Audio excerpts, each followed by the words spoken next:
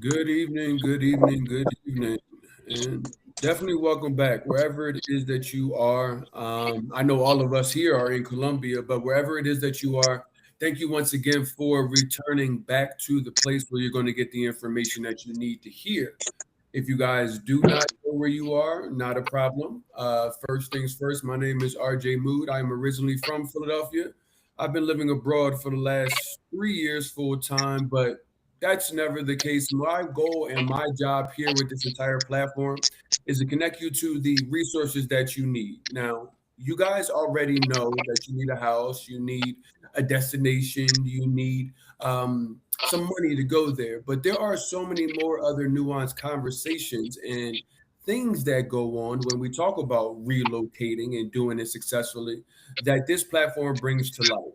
And with that, we bring on not only tonight's conversation, but this entire platform. So you guys go to Mood Travel Abroad on YouTube. I need you one to subscribe there. Two, there are over 400 videos that are designed with relocation in mind and giving you something that you can actually use. So take your time, take a look at those things. They are available to you. You guys can also go to moodtravelabroad.com. Our relocation resources are there. They cover both, excuse me, not both, but Colombia, Mexico, Panama, as well as South Africa, and multiple cities on the ground. But tonight's conversation is not destination based, but we are going to hear from some people that are in Colombia. It is around how to actually relocate abroad ethically. A lot of you don't realize that just because you might look like us doesn't mean that you can't be the next gentrifier in the room, in the conversation. So tonight's conversation brings something in that we are definitely happy to do, which is one, hear from some Americans that have actually moved abroad, built lives, built communities, being a part of communities, and welcomed into those. But we're also going to hear from some local Colombians that are going to give you an understanding of what your presence does when you don't move with intent, how to not be the next person that's anonymously posting in travel groups that they didn't have a good time. So if you guys are the person that is looking to move abroad, stay right here. If you aren't or know somebody else that is looking to move abroad and you think they may need to hear this conversation, what I need you to do is share this live. This is going to be an important conversation where you're going to hear not only from somebody that left where you are, but somebody that may be in the place where you are and represents a lot of the people that are representing the community of Colombia, Mexico, Panama, and South Africa. We're already here doing our own thing by ourselves. So thank you for everybody taking a little bit of time tonight out of their busy schedules to speak to us. I will start. I'm going to start to my left at the top, and then we're going to go to the right, and I'll just introduce from there. But first, I want to introduce Dejana Ochoa. She is from Cali, Colombia. Please correct me if I am wrong, but she is here in Colombia, and I know she's happy to be here. Can you give them a little bit of understanding of who you are and what brings you to this conversation tonight? Thank you, RJ. Now, you and I, we've been familiar for a while now. So most of everything that you said is the truth. Hi, Okay. everybody. My name is Dahana Ochoa. I'm the owner. You're good. I'm the owner and CEO of Tours by D. I host Afro cultural tours and knowledge on these tours as well. I'm based in Cali, Colombia, but I was born in Buenaventura and I was raised in Houston, Texas. I've been back home for 22 years in March. So there's a wealth of knowledge and lots of things that I've seen. Some have been improvements, some haven't. There's a lot going on in life in Colombia, but just know, y'all, we're all over the world. We're here. We're here. No, thank you. Thank you. And the next gentleman you might already know, but for the people who don't, Brother Akeem, can you let them know who you are and what brings you to this conversation? Ladies and gentlemen, it's your favorite travel host, Akeem with Live Be Do. Y'all know me. Um, I'm here in Cali, Colombia. I am the founder and travel host of Live Be Do. Um, and we just started a new venture, Live Like a Local. And right now we do not only do we do group trips, we host group trips in Colombia, Brazil, Cuba, Morocco, Portugal, Spain, and Puerto Rico. But now we also do relocation immersion experiences. Cali, Colombia is our first one. And next year, in 2027, we're looking to branch out into Salvador Bahia and Lisbon, Portugal. So this isn't about the relocation immersion experiences, so I'm not going to get into that. But I will say thanks, RJ, for sharing your platform with us. Um, Happy to be here amongst all of my peers, but so glad to see Dahana in this chat with us in this conversation. Because I think it's important that this topic be approached from both perspectives, from the local perspective, from the expat or immigrant perspective, and also, you know, the traveler, the traveler. We don't have any traveler perspective tonight, but you know, we need to lay down a foundation, especially with the way things are going on in these cities around the world, not just here in Colombia. But there are things that we can do. There are steps that we can take to put an emphasis on ethical travel, ethical relocation, and ethical tourism. So thanks a lot for touching on this subject. Oh yeah, most definitely. We see all the same internet, so we know it's time to have this conversation for sure. Miss Michelet, can you tell them who you are and what brings you to this conversation? Absolutely. Hey y'all, I'm Michelle from LA. So a Los Angeles girl, been living here in Medellin for 4 years. Actually, 4 years officially on Valentine's Day. So this coming Saturday is my 4-year anniversary in Medellin specifically. And 13 years abroad in total. And so yeah, I've been, around this world, different continents, different countries, and this topic is especially, important to me. We RJ even doing our expat chat, inviting some of our friends, our local friends, to be a part of that conversation. And like, this is just what we do. We like to incorporate like different perspectives. Um, it's just part of who I am and what I do. I like to do a lot of things involving the community. I'm a crafty girl, so I like to share my, crafty expertise. And, I host craft workshops and events and stuff out here as well. So that's kind of what I do, staying in my creativity lane, but also in the ethical, community lane as well. So, you know, I'm happy to have this conversation with y'all. My family, I love all of y'all. Nah, for sure, for sure. And we've definitely built a solid community of people that are down here. And I would not say just living life, but it's just like really communing with each other. And I think Colombia gives a great representation of family and community. And it reminded me of something I used to see in the United States, and coming back here, it kind of re-sparked it all. But I want to start tonight's conversation regarding what Colombia was just, I would say, just a couple of years ago, from Dee's perspective. And the reason why is because you mentioned 4 years, Michelle. You mentioned me. I mentioned me being here going on 3 years. I started coming in 2017, but even those 7 years ago, Colombia wasn't always on American travelers' radar, and to see them coming in, and all of a sudden now everybody wants to come to Colombia. I want to hear start off with that, because I know that coming in look had to be like, wait, so what did y'all find out or know or hear that made you all of a sudden everybody wanted to come?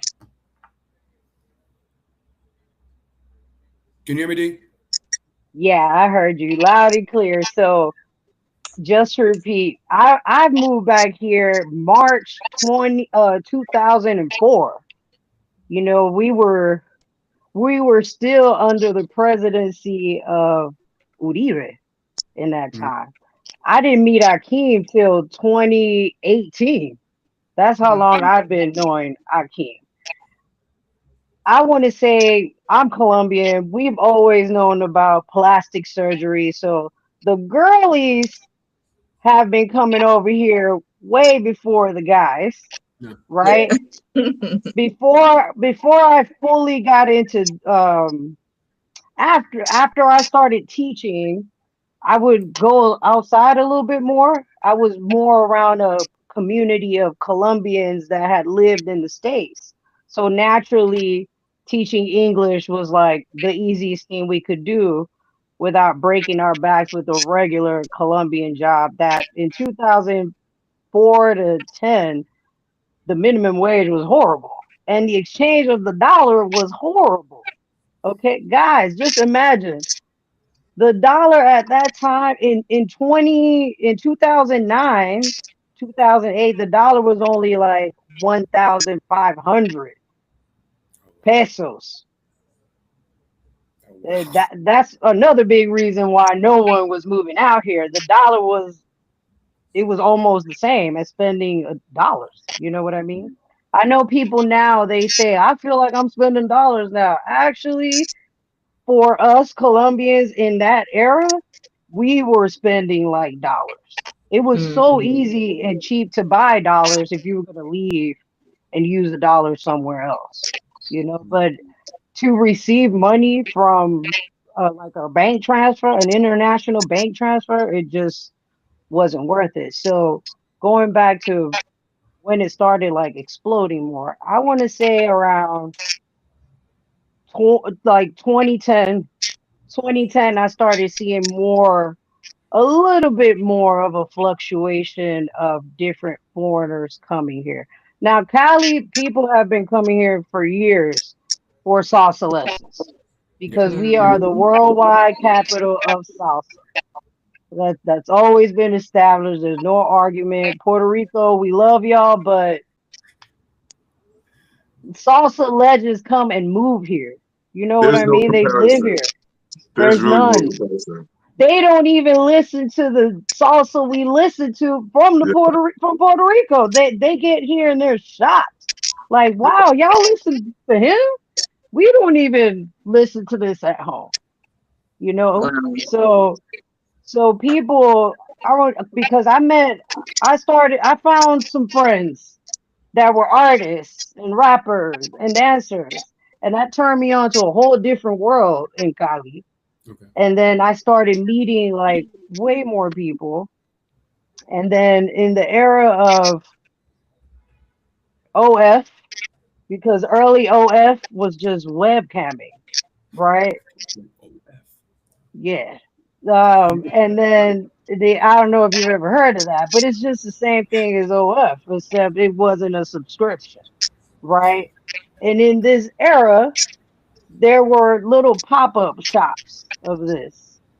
And Mm. your girl ended up being a translator for some of these models, right? Yeah, you're right.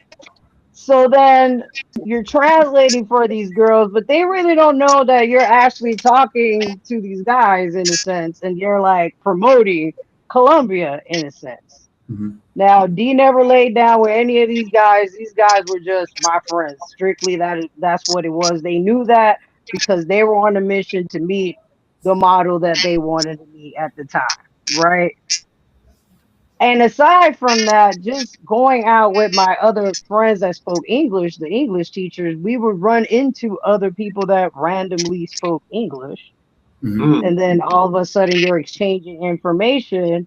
Then I end up with clients that want to go to the doctor, that wanted some type of plastic surgery procedure done as well. They would put me on to their wives or their wives' friends and things like that. And then social media came out, right?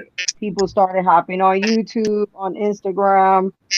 My first interview ever was with Ace in 2018 before he actually like just blew up. Ace Travel. So right after that, I think I met Akeem at Petronio. And then from there, me and Akeem have been brother and sister Yeah. ever since. And we've been trying to push this tourism in Cali than any Yeah. other city because we know Cali is a hidden gem. Yeah, for sure. It's a hidden gem. Now we're not rushing everybody to move out here now, but Nah. eh, we don't want another Medellin. I love Medellin, don't get me wrong, but it's a little overwhelmed right now. It's Yes. a double-edged sword, because you find your community, which I understand. I've been in both worlds. I grew up Black American, but I also grew up Black Colombian. There were a Right, ton of Black, and still there's a bunch of Black Colombians in Houston, Texas, right now to this day, and more right, being born, right? And now they're integrating with Black Americans. So now you got your Black Colombian officially and officially Black American child. You know what I mean? That's what's happening. These cultures are coming together because a lot of people back at school, they had no idea I was a Black Colombian. They didn't know that could exist. Normally, I was the only Black Latina in the class or just in the school, because there were tons of Latinos, but Black Latinos like me, very rare, very hmm rare. You know what I mean? But definitely after, I want to say 2015, 2014, I saw more of a rise of people coming to Colombia. I went to the first time to Cartagena in 2016, and I was like, wow, Cartagena's like this. It was just the same as it is now. Just the same. Tons of people from all over the world. Cartagena, I would say, was the number one spot before Medellin took over. right. Yeah, it was for I feel sure. like Medellin has taken over the global hotspot of people wanting to move to Latin America, getting a taste of Latin America. Starting with Colombia is great. Just make sure that you link with local people and that you're not coming here with this mindset that, like, well, everybody doesn't speak English here, or ain't no IHOP out here. It's, but it's supposed to be No the Wendy's. international house of Where's pancakes. pie? Right, right. No, no Denny's, no, whatever. You can go to Panama for that if that's what you're kind of seeking, because they have Popeyes, they got Wendy's, they got Quiznos. I was like, y'all got Olive Quiznos in Garden. here? They got Olive Garden in Panama. They got get out of here. It's in the I airport. just spent. Two of Now, why didn't I get Olive Garden for lunch? I ended up getting, what was that? I don't know. It was some little chicken chain. I can't remember what else is in there. Craig's, or no, not Craig's. I don't remember. But something in there. And I was like, oh, this is what everybody be talking about. This is actually pretty good.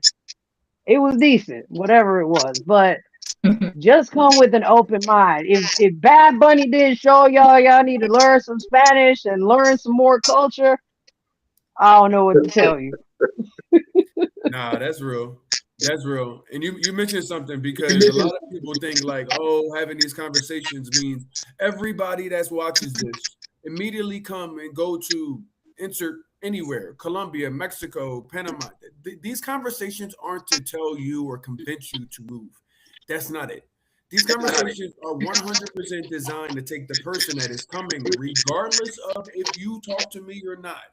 Hopefully the algorithm brings you something that you can use, because there are people that are coming here and thinking because, oh, I look a certain way or I come from a marginalized community in the United States, that I can't turn around and be the person that is marginalizing another community in the United States. So y'all talk to me, Akeem. You mentioned to live like a local experience, and I think that bridges the gap between American expectation and how to ethically relocate if it's actually on the menu.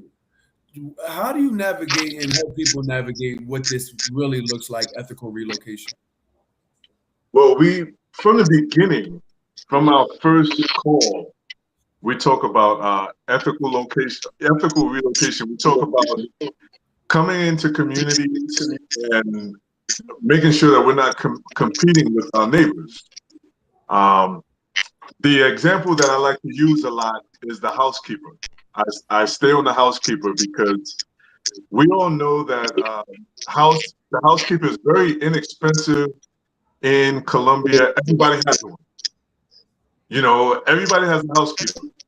Now, here's the thing: when you live in a local community, when your neighbors are local, it doesn't matter if they're rich, middle class, poor. Doesn't matter. In a neighborhood in Colombia or in Cali specifically, you start making it rain on your house, and she just raises the prices. Yeah, it might be comfortable for you, but your neighbors are going to be side-eyeing you.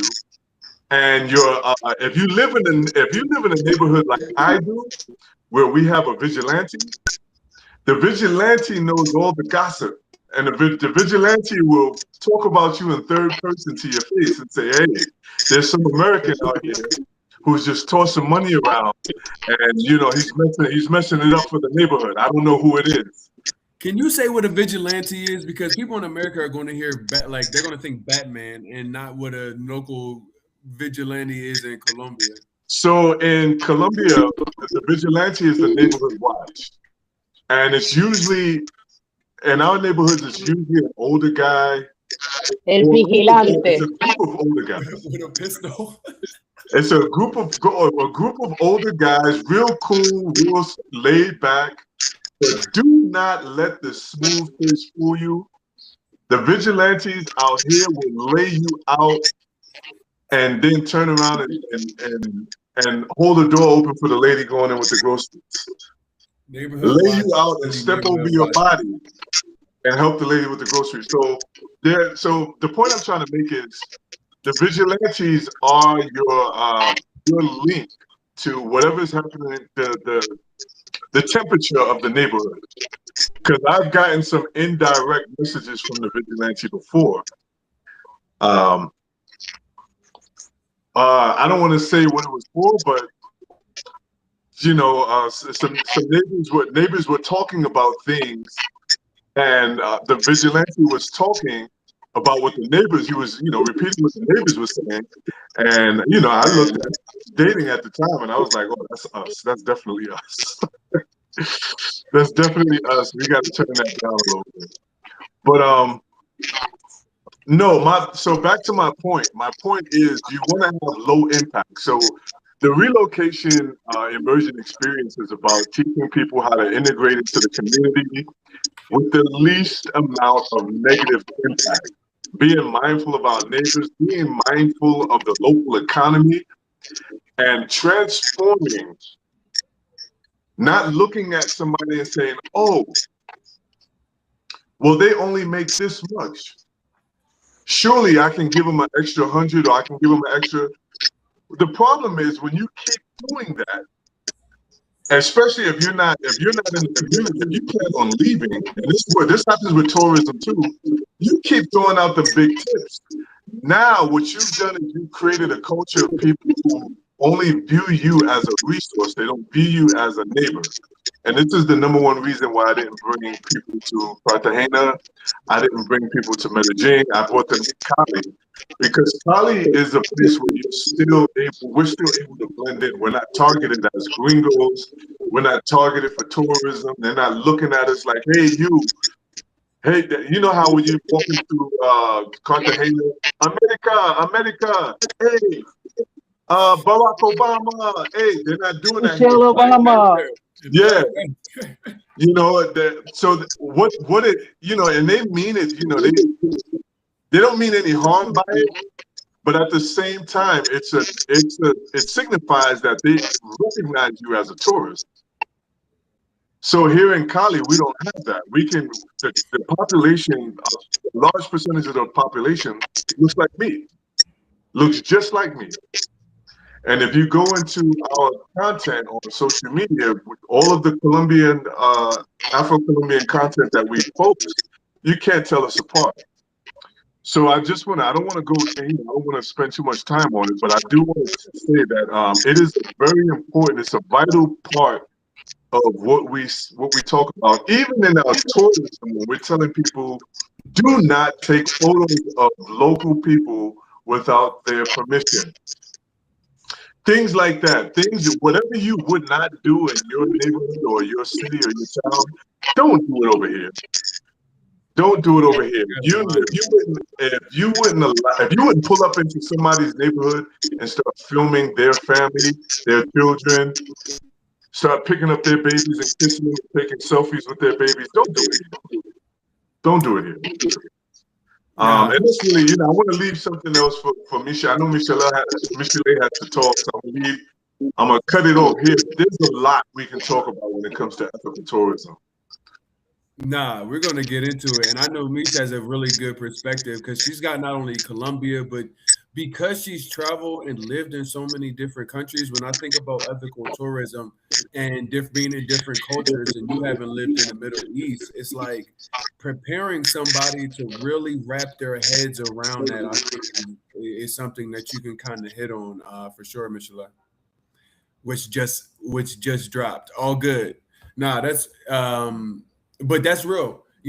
She, like as I mentioned, Michelle has lived in, the Middle East, which, considering when we talk about going from the United States to Latam, is definitely a culture shock, but nothing, I want to say not as big as in going from the Middle East. And when we think about how to be a part of a new neighborhood, or I tell people all the time, when they say, hey, I want to relocate, you're asking the immigration people, when you go there with your passport and you're waiting in line, you're asking them, hey, can you let me in? Can you let me in? You guys already have things going on, but can you let me in? And a lot of people aren't realizing that because I believe American exceptionalism, the way American positions everything. And you mentioned even somebody like unintentionally affecting local communities. And I think the domestic worker scenario is definitely one where you have somebody that may work in your house, or even go to the restaurant. I think like a standard tip, if you give a tip in Colombia, maybe like 10%, whereas in Colombia and United States, you may be seeing 20, 30, 40%. Never mind other stuff I see when I go home. I think they do the 20% gratuity, but that doesn't go to the waiter. It goes to the staff. So if you want to tip your waiter directly, you need to add on another 20%. And you guys are fed up with that in the United States. But then you come to Colombia or Mexico or Panama and are like, oh, my money goes just a little bit further. So let me start spreading it around. And one of the things I saw, and we all us, so I feel like this conversation, I can have this with you guys. But I saw the other day, and it was about how us are in positions to travel the world for the first time and are bringing some of that colonizer energy we're looking to get away from in the United States. And welcome back, Michelle. We'll let's talk about that though. What you've been seeing on the ground with, folks like us that may be bringing the colonizer energy that we know for certain what it looks like in the U.S., but don't realize that it might be you. Mm-hmm. You asking me specifically? Yes, ma'am. Well, I got you. Okay. I didn't know if you were talking to me. So, but yeah, bringing that colonizer energy, we see that does happen, right? I think a lot of people, specifically, like assuming majority of our audience are going to be Black American as well, right? Coming from where we come from, or throughout the diaspora, mostly Black Americans. I think that because of our position in the history of the United States, mostly being the ones with a foot on our neck, we think it's impossible that when we go somewhere else that we can be in that position, right? Like to take advantage, in a sense, of people, the systems, like things just kind of don't apply to us. And I think that for a lot of people, it seems confusing. Like, well, how can that be how can I be oppressing somebody else? You know what I mean? I have a history. We have a history of being oppressed. So how can I go and be an oppressor? It's easy, like, for example, we talked about already, like the dollar, our currency being stronger. A lot of us are working remotely or earning USD or something, bringing it in, right? Getting a paycheck. A lot of vets, so they're getting pensions. We getting, again, checks from remote work and all this stuff. So the way that we're able to live in this country, it is easier. You know what I mean? And I think that because people feel that they're not rich, they're not balling out of control. It's just that it takes them further here than it would back home. They think that, like, well, what do you mean? Like, how I'm not like a obnoxious rich person that just, I'm just having my way. But it's like we do affect the economy. You do affect, like, when you're just accepting all types of rent prices without questioning. You don't understand the culture when it comes to, like, bargaining. My experience from living around the world, not only in this country, not only in South America, it's a bargaining, bartering, or, that type of negotiating culture. So, like, if you might be offered something, it's a part of the culture to kind of go back and forth. And you know what I mean? Like, nobody is ripping you off because that's happening. You know what I mean? You're going to start a little higher, but it's okay to negotiate sometimes, you know what I mean? To get to that sweet spot, And so when people don't understand culture, when they're relocating somewhere, when they're traveling somewhere, it can be offensive, and at the same time, in the same breath, don't assume that people, here, just because your money can take you further, you think that a lot of services and products are cheap, compared to back home or compared to other places. That don't mean that that people are just accepting pennies. You know what I mean? I saw a conversation recently we had in a chat group where people were like, like, let's start sharing the information we're paying for services and things like that, right? Which I think is a good idea for people who don't know, who don't have an idea and don't understand and don't really have experience bargaining and stuff like that, or bartering, negotiating. At the same time, I'm seeing people devaluing the work, the services and things of other people. Me, as a creative, I work side by side with a lot of local creatives here and other places, right? As an artist, or as a person that's providing a good service, especially if I'm putting a lot of effort and consideration, detail in my work and my services that I'm providing, you don't get to tell me just because you think it should be, dirt cheap, that, you know what I mean? And it's the same thing. I wouldn't accept that, and don't come doing that to other people. You know what I mean? Like, is their price is their price. Now you can, if you say, like, this is out of my price range, but don't, like, think that somebody's automatically ripping you off just because it's not dirt cheap the way that you expected it. Like, oh, well, I thought English lessons should be $5 because you in Colombia. What do you mean? Like, you know what I mean? Like, people, how we explained earlier, like, inflation, things happen. We affect the economy when, local people have to rent apartments. Also, a lot of us are trying to stay in local and residential areas and stuff, right? Again, it's not like the expat zone to where it's only expats in one area. You know what I mean? So, when things go up for us, it's going up for them as well.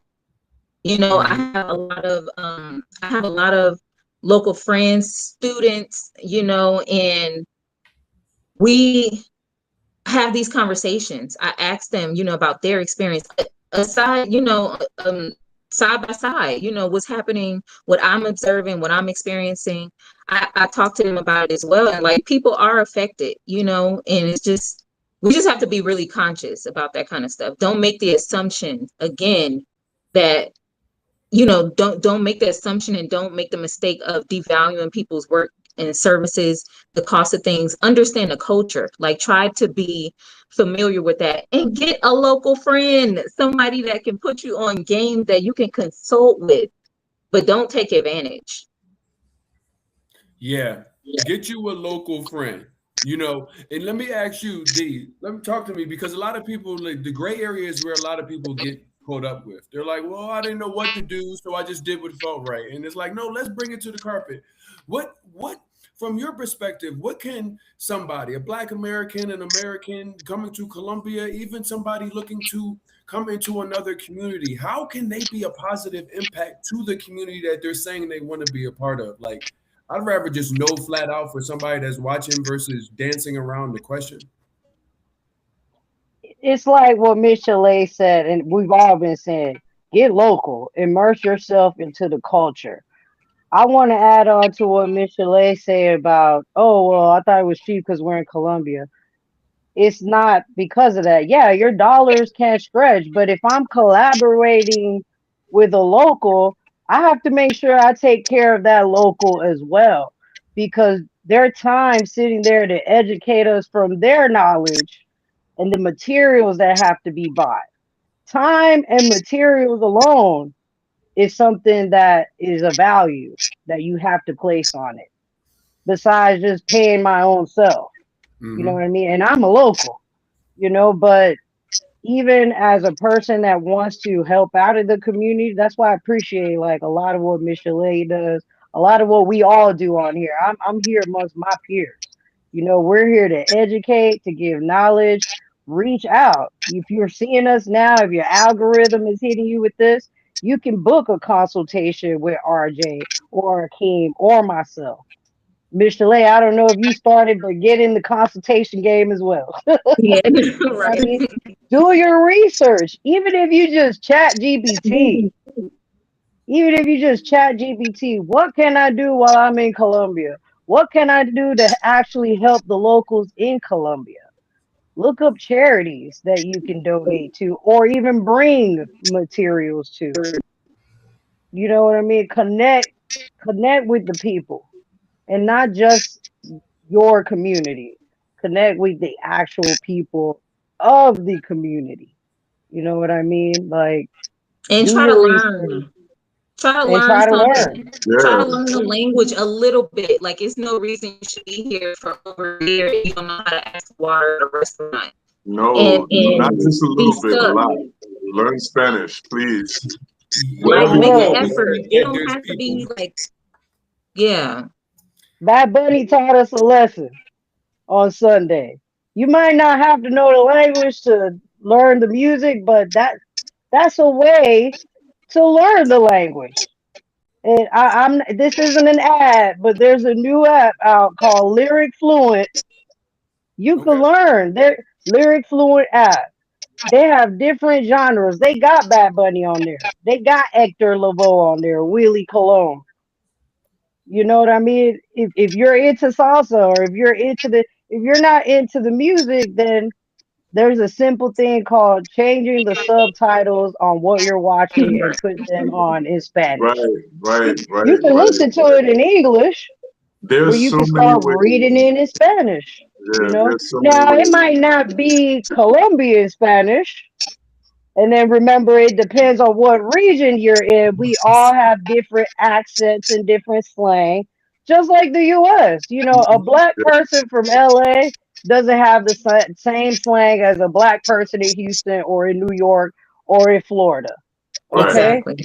Tell them. There's going to be different regions and different traditions and right, customs, different right. types of food. Yeah. Now, y'all can argue with everybody, but Cali has the best food.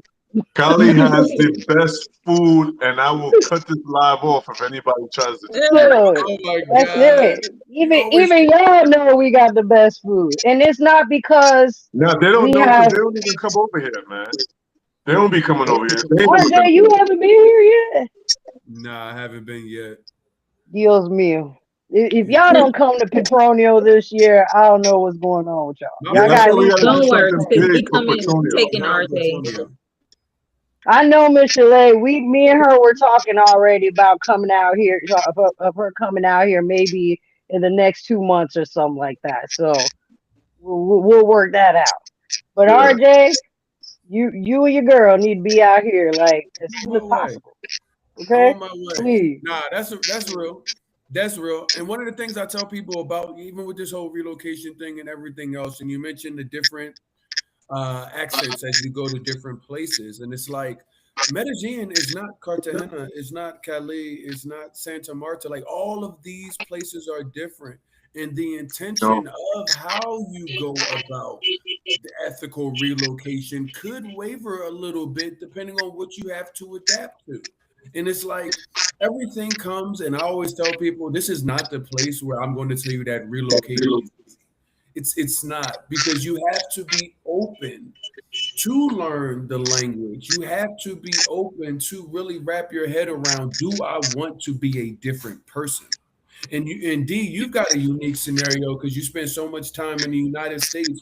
When you went to the U.S., did you speak English already before you got there, or were you learning everything on the ground? No, I was 8 months old when my crazy parents decided, hey, let's pack up and go to the States, right? And Okay. my mom worked at the alcaldía. She worked at the mayor's office in Buenos. She didn't have to go. Her father was retired from being a commercial um marine. Well, he wasn't a marine, but he was on the boats. Let's just say that he Okay. traveled around the world, right? But my first memory of I just like knew English, y'all. I really don't know how it happened, but I just knew it. And I still talk in English to my dad to this day. We both speak in English. Now, of course, he has an accent, but whenever we don't want the neighbors to know who we talk about, we'll talk in English to each other. Right. And I always practice Spanish at home because my mom to this day, she doesn't speak as fluent as my father, but he was like, You're going to learn your language, you're going to learn your culture." So growing up in Houston, I had that double side of blackness. We I got had our Buenaventura parties and food, but I also had my Black American friends that I would be with at school or spend the night at their house if my mom allowed me to or whatnot. And then at the tender age of 8 years old, my mom said, "You're going home for the summer." you. Right? And she was like, "And you're not going to Cali, you're going to Buenaventura, Mm. to the port, right? To go meet my mama and them, right? Like my grandma, may she rest in peace, her sister and my older cousin and my grandfather." And one of the things that I remember the most, because I've always been a music head, was grabbing my dad's, because my cousin had stolen my dad's Bob Marley records. Okay. So at 8 years old, I was tuned into Bob like immediately. I absolutely love Bob Marley. He's an inspiration, y'all. Please listen to him more. That's what we need now. He is what Bad Bunny in a sense is now. He's asking people to unite, no matter the race, no matter the creed. What is going on out there is unjustified. You know what I mean? We're not doing that out here. We're stopping you at the airport and turning you around, but Right. we're not busting up in your house. Oh, he been in Colombia 175 days, but they're not busting up in the house to get him out. You True. truly only get caught when you go back to the airport, Yep. and then you may or may not be allowed to come back in 3 to 10 years. You never know. Mm-hmm. But now I saw a case this morning that somebody had some weird charges with children, and they were like, turn around in El Dorado in Wait, Bogota. U.S. citizen or in Colombia? They just said foreigner, so Okay, I'm not really There's been a bunch sure. of them that was because United States citizens.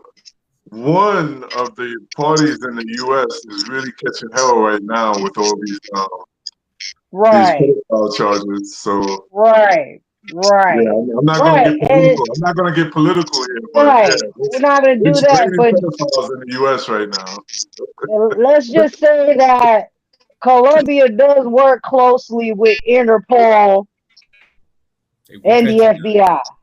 Yeah, Be Okay, self-defense. Well, also so a part of that though, because we've spoken on, like the sex tourism and stuff, that is very popular.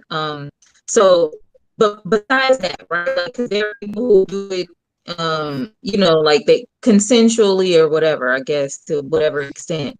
But also people take advantage, like part of that taking advantage I was talking about, you understand that people are in poverty.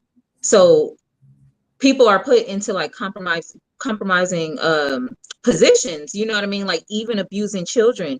You got people who say, you know, like people come here, places like Thailand, you know what I mean? Like your dollar is going longer in these places. You have all types of cases where people are going to places where it's more extreme poverty. Again, your dollar is going stronger, and so you go and take advantage of people in such a negative way, like Mm-hmm. abusing sexually. A lot of these predators come abroad for that reason, because the you're assumed to be good or whatever, you know, your money makes you good or whatever, and you don't have to be rich. I'm just saying, like, it may not be your money per se, but like your status, you know what I mean? Like you as a foreigner, we are regarded like as, you know, as something different, sometimes better in other places, right? Like maybe they'll take our word above somebody else's, you know? And so people take advantage of stuff like that so often, and it's disgusting. They busted a lot. That's why a lot of things have changed here too recently in the last few years, is because you get these people who come here and take advantage of local people, children, you know, just with disgusting behavior. The same stuff we see happening back, you know, in the States right now. Yeah. Mm-hmm. And it's like, you know, they don't realize that that kind of behavior is not going to be accepted anywhere. And, you know, I appreciate Colombia for stopping a lot of these people at the door for certain, because Colombia is not what it is that you, the person that knows any little bit about Colombia, is probably seen. It is one of the most beautiful places in the world. They do not show Colombia the way that they should. You know how Yeah. Mexico Yeah. should be a tent, and it's like, why is everything this color? Like it's They that's don't how show the half. they don't. Right. When I tell people about how it's just like you got snow-capped mountains and some of the most beautiful beaches, Snow-capped volcanoes on top of that. Yeah. You got and they're like, deserts, "What?" canyons. You got And it's desert and beach. Look like Namibia the in La opportunity Guajira. Yeah. to grasp this is something where I think it's very short-sighted when people think are looking at Colombia. D, let me ask you, from a local's perspective, what do you think more you wish more people understood before moving or traveling to Colombia? Number one, you got to have some patience because Colombia, CP time, y'all. It's Colombian CP people time. time. Yes. Oh yeah. It's a Okay. line for the line. So you got to stand in line Yes. and figure out what line you need to be in. Personal space. Number two, you might be in the line, the person might be right behind you, In your pocket? breathing on you. Okay. Not, not the This butt. even happened during the pandemic and they were Not, still behind you. not the butt. That's what we call it in the military. Not the butt. Oh, no. That- that's horrible. But yes, that's another one. Number three, we're very touchy feely. We'll hug you. We'll kiss you on the side of the cheek. Don't get mad. We're just very, really happy people. But we can also be number four, be kind of flaky. Might be like, yeah, we're gonna go and do this, but then you just be like, you know what, I'm about to stay home today. Y'all can go and Yeah. go and do that. Y'all, I'll send you the address. But above all, we're very, very friendly people. Even if you didn't get a chance to Muy practice the amable. language, Muy amable. right? Even if you didn't get a chance to practice the language, we're still gonna we'll do sign language and try to help you with Yeah. what you're Right. trying to do. A true friendly Colombian will do that. I can't speak for the ones that scam and do the other things. You know what I mean? And to add on to what Michelle was saying about the sexual tourism, you really got to be careful if you on that.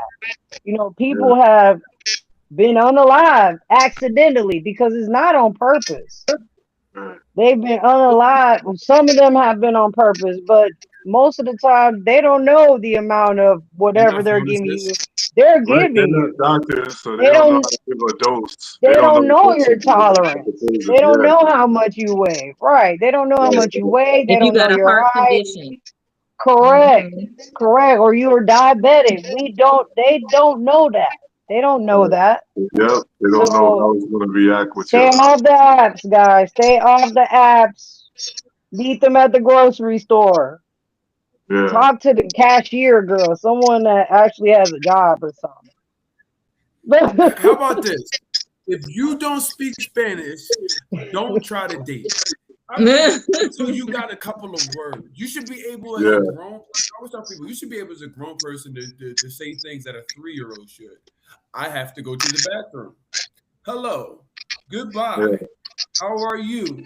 If you Voila. can't say those things, the likelihood of you dating somebody that is not looking to take advantage of you is probably unlikely. They're probably not going to want you if you can't say hello or good morning.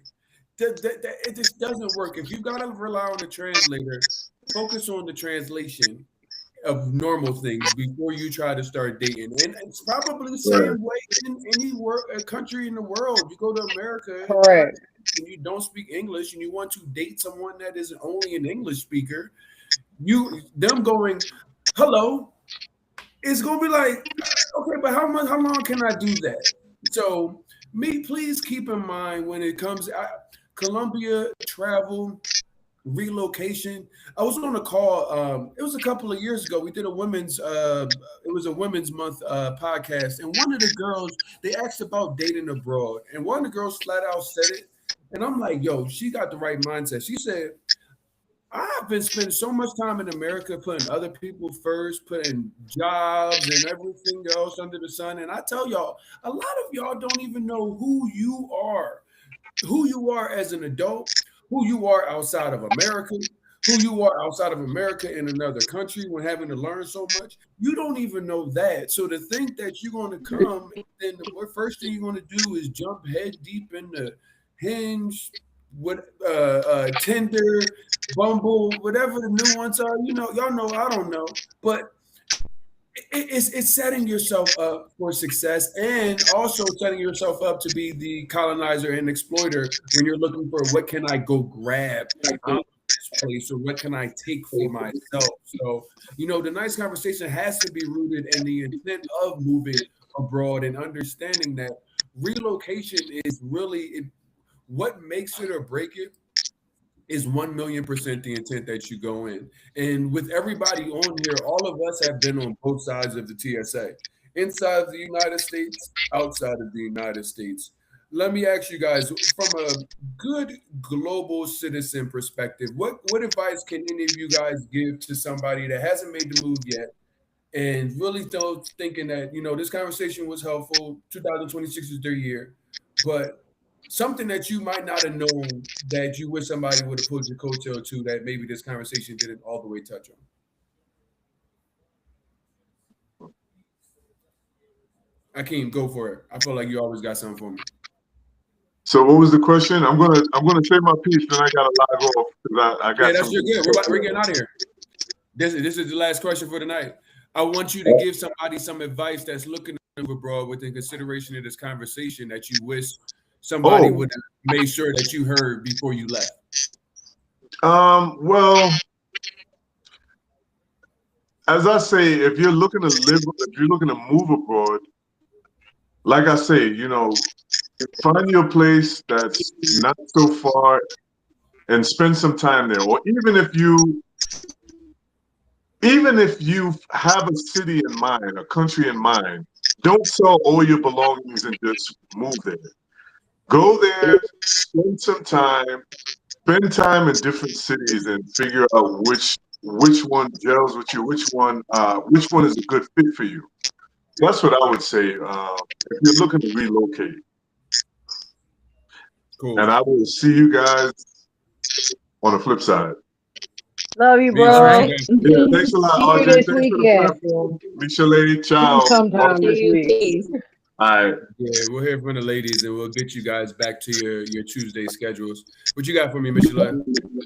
I would definitely say one of my favorite things is to leave all of, well, not, it don't have to be all of them, but leave most of your expectations, and definitely poor habits and old attitudes behind. Like, do not, especially, we talked about adjusting to new cultures. You're not at home, so don't expect things to go exactly how they are at home.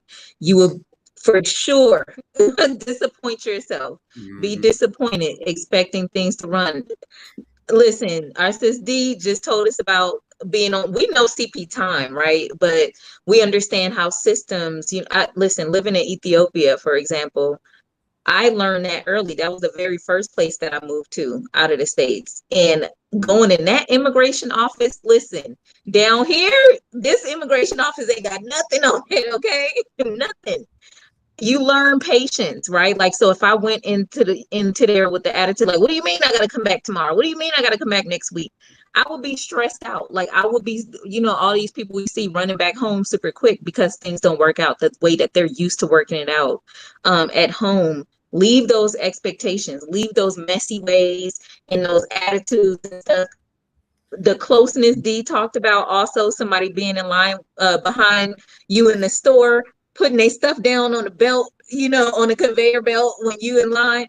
Understand culture, right? Let those things go that and learn to adjust, because they're not coming to fight you. If somebody steps on your shoes in another culture, it don't mean the same thing as somebody stepping on your shoes in a club in your hometown. Okay. So just Right. understand, like, to adjust, to fully adjust, to really adjust, you have to let go of some of those expectations, some of those things that you know and expect back home when you are wanting to adjust and integrate in another system, in another culture. That's real.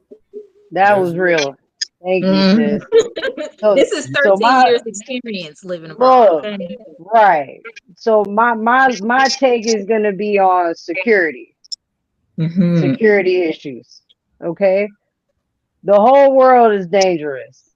Don't let what other people tell you who don't even have a passport tell you not to go to some place.